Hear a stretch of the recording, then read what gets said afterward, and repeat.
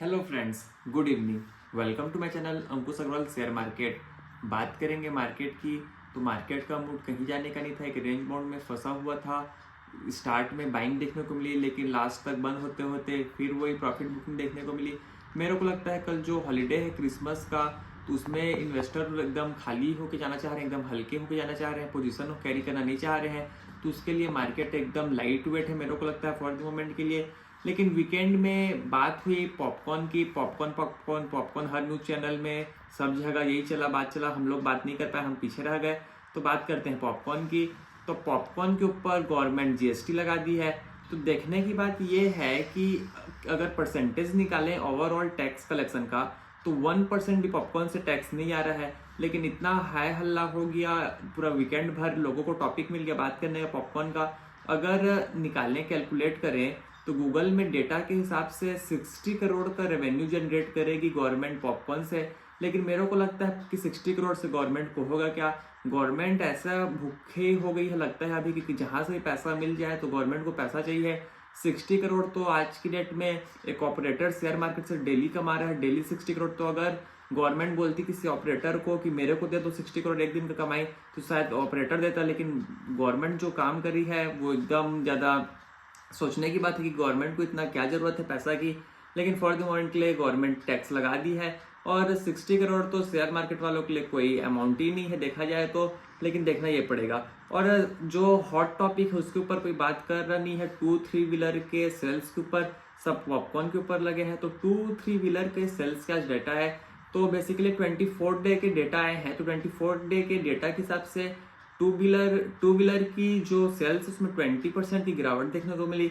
तो 20% सेल्स गिरावट है, लेकिन किसी का ध्यान इसके ऊपर नहीं, सबका ध्यान पॉपकॉर्न के ऊपर है। तो इससे ये पता चलता है कि टियर 2 सिटी और टियर 3 सिटी में स्लो डाउन है। और लेकिन लोग ये बोल रहे हैं कि दिसंबर का जो महीना है तो लोग गाड़ी खरीदना नहीं चाहते, क्योंकि रजिस्ट्रेशन 2024 का मिलेगी। उन लोग सोच रहे हैं कि 2025 की गाड़ी खरीदेंगे, क्योंकि कुछ ही दिन बच गए हैं हमारे 2025 में आने के लिए।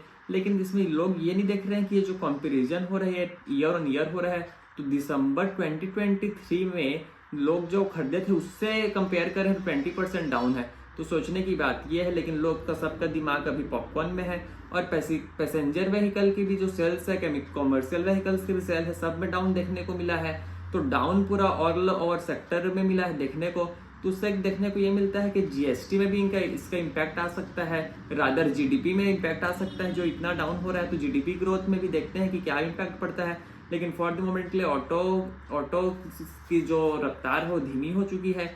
लेकिन देखना ये पड़ेगा कि इसका ग्रोथ कब आता है। लेकिन इसका मतलब ये भी नहीं है कि सब ऑटो शेयर को बेच के अभी निकलने का टाइम है। मार्केट में साइकिल्स आते हैं, कभी बिक्री ज़्यादा होता है, कभी कम होता है।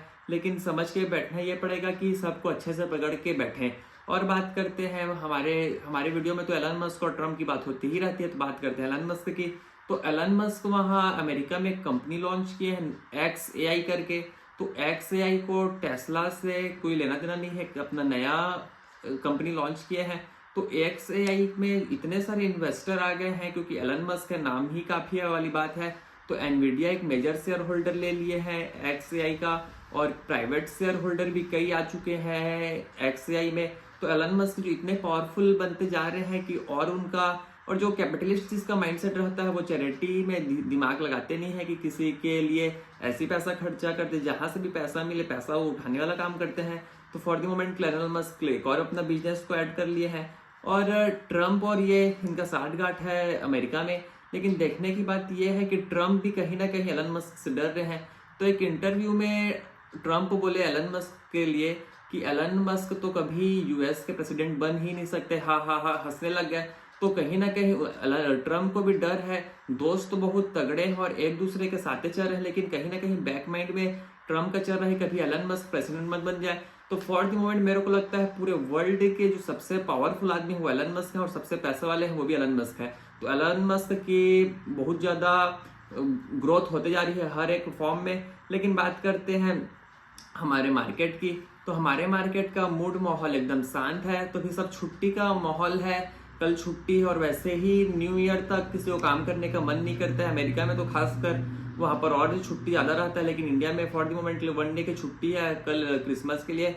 और मार्केट एकदम हल्के हो चुके हैं। निफ्टी 50 0.1% डाउन होकर बंद हुआ, Sensex 0.08%, bank Nifty 0.16%, mid cap 50 0.17% गिर कर बंद हुए।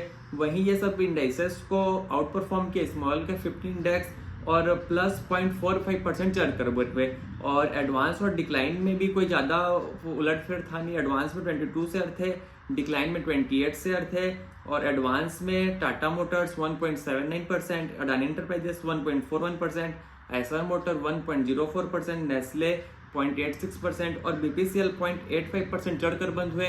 वहीं निफ्टी में गिरने वाले थे power grid 1.68%, JSW steel 1.41%, SBI life 1.28%, Titan 1.12% और इन्फी 1.09% गिरकर बंद हुए।